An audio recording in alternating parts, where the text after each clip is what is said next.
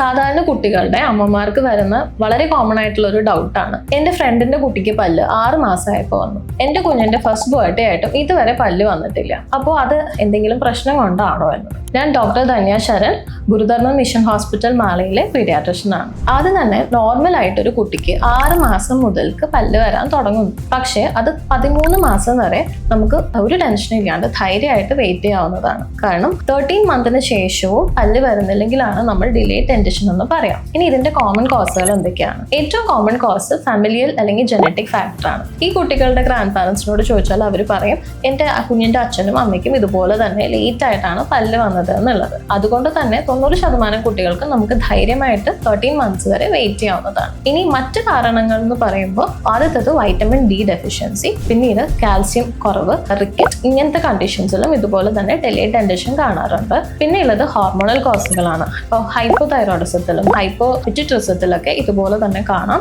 And very rarely കുറച്ച് genetic കണ്ടീഷനിലും delayed ഡെന്റിഷൻ വരാറുണ്ട്. അപ്പോൾ നമ്മൾ എപ്പോഴാണ് ഡിലേഡ് ഡെന്റിഷനെ കുറിച്ച് ടെൻഷൻ അടിക്കേണ്ടത്? ഡിലേഡ് ഡെന്റിഷനെ കുറിച്ച് നമ്മൾ വറി ചെയ്യേണ്ടത്, ഒന്ന്, കുട്ടിക്ക് ഇതിന്റെ കൂടെ തന്നെ ഹൈറ്റോ വെയിറ്റോ കറക്റ്റ് ആയിട്ട് വെക്കുന്നില്ല, അല്ലെങ്കിൽ കുട്ടിയുടെ ഡെവലപ്മെന്റൽ മൈൽ സ്റ്റോൺസിലും ഡിലേ ഉണ്ട്, അല്ലെങ്കിൽ ഇനി അതർ ബോണി ഡിഫോമിറ്റീസ്, കാലിന് വളവോ അങ്ങനെ മറ്റെന്തെങ്കിലും ബോണി ഡിഫോമിറ്റീസും ഉണ്ടെങ്കിൽ നമ്മൾ കുറച്ച് കോൺഷ്യസ് ആവേണ്ടതാണ്. അപ്പോൾ പിന്നെ നമ്മൾ എന്താ ചെയ്യേണ്ടത്? നമ്മൾ ഉടനെ തന്നെ അടുത്തുള്ള ഒരു ഡോക്ടറെ, പീഡിയാട്രിഷ്യനെ കാണണം. എന്തിനാണെന്ന് വെച്ചാൽ കുട്ടിയുടെ ഹൈറ്റും വെയിറ്റും മൈൽ സ്റ്റോൺസും എല്ലാം നമ്മളൊന്ന് റെക്കോർഡ് ചെയ്യണം. ഇതെല്ലാം നോർമൽ ആണെങ്കിൽ വലിയ ടെൻഷന്റെ ആവശ്യമില്ല. പിന്നെ നമ്മൾക്ക് തന്നെ ചെയ്യേണ്ട കാര്യങ്ങൾ, വൈറ്റമിൻ ഡിയും കാൽസ്യം സപ്ലിമെന്റേഷൻ ഒക്കെ കുട്ടിക്ക് 1 വയസ്സ് വരെ പറയുന്ന പോലെ കറക്റ്റ് ആയിട്ട് കൊടുക്കുക എന്നുള്ളതാണ്. പിന്നെ വീട്ടിൽ തന്നെ ചെയ്യേണ്ട കാര്യം, വളരെ ബാലൻസ്ഡ് ആയിട്ടുള്ള ഡയറ്റ് കുട്ടിക്ക് കൊടുക്കുക. ഒരു 1 ഇയർ ആയിട്ടുള്ള കുട്ടിക്ക് വീട്ടിലെ പാരന്റ്സ് കഴിക്കുന്ന എല്ലാ ഫുഡും തന്നെ കഴിക്കാൻ കൊടുക്കേണ്ടതാണ്.